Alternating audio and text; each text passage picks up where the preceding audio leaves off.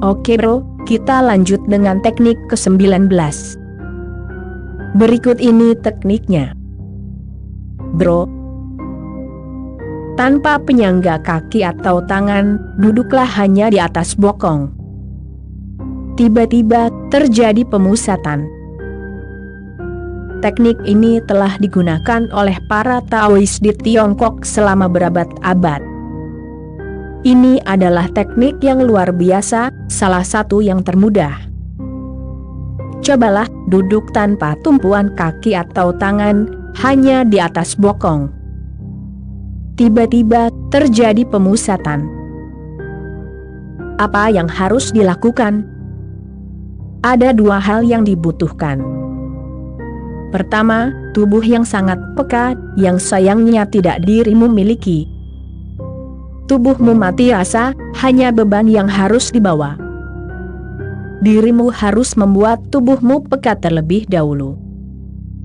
Jika tidak, maka teknik ini tidak akan berhasil. Bro, dan khususnya bagian bokongmu, karena biasanya bokong adalah bagian paling tidak sensitif di tubuh. Mereka harus begitu. Dirimu duduk di atasnya sepanjang hari. Kalau terlalu sensitif, akan sulit. Coba satu metode mudah untuk membuatnya peka. Metode ini bisa digunakan untuk bagian tubuh manapun. Duduk santai di kursi, pejamkan mata, dan rasakan tangan kirimu. Lupakan seluruh tubuh, fokus hanya pada tangan kiri. Semakin dirimu merasakannya, tangan akan terasa semakin berat. Terus rasakan, seakan dirimu hanya tangan kiri. Rasakan segala sensasi, gerakan kecil, atau getaran, catat dalam benakmu. Lakukan ini tiap hari selama 3 minggu, 10-15 menit. Setelah 3 minggu, tanganmu akan terasa baru, sangat sensitif. Dirimu akan sadar akan sensasi yang halus dan lembut.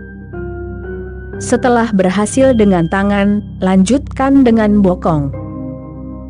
Pejamkan mata, dan rasakan hanya 2 bokong itu.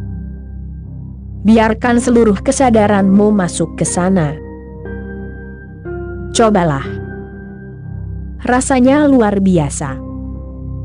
Ketika dirimu bisa merasakan sedikit pergerakan, rasa sakit, atau apapun di dalamnya, itu berarti kesadaranmu telah menyatu dengan bokong. Setelah 3 minggu dengan tangan, dan 3 minggu dengan bokong, dirimu siap mencoba teknik ini.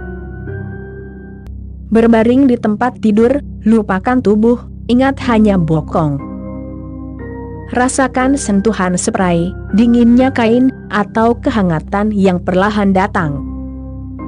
Di dalam bak mandi, rasakan bokong. Berdiri menempel ke dinding, rasakan dinginnya dinding melalui bokong. Bahkan bersama pasanganmu, berdirilah bokong ke bokong, dan rasakan kehadiran mereka. Semua ini adalah untuk menciptakan kembali kesadaran akan bokongmu. Lalu lakukan teknik ini, duduk tanpa penyangga kaki atau tangan, hanya di atas bokong. Duduklah di tanah. Postur Buddha bisa digunakan, Padmasana, Siddhasana, atau asana biasa, tapi sebaiknya tanpa menggunakan tangan sebagai penopang. Duduk hanya di atas bokong. Tutup matamu. Rasakan bokong menyentuh tanah. Karena kini lebih peka, dirimu akan merasakan bahwa satu sisi bokong menahan lebih banyak beban. Dirimu cenderung miring ke satu sisi. Pindahkan berat badan ke sisi yang lain. Lalu kembali ke yang pertama. Ulangi sampai seimbang. Keseimbangan berarti kedua bokong merasakan beban yang sama. Dan jika dirimu cukup peka, dirimu akan tahu kapan seimbang. Ketika sudah seimbang, tiba-tiba akan terjadi pemusatan.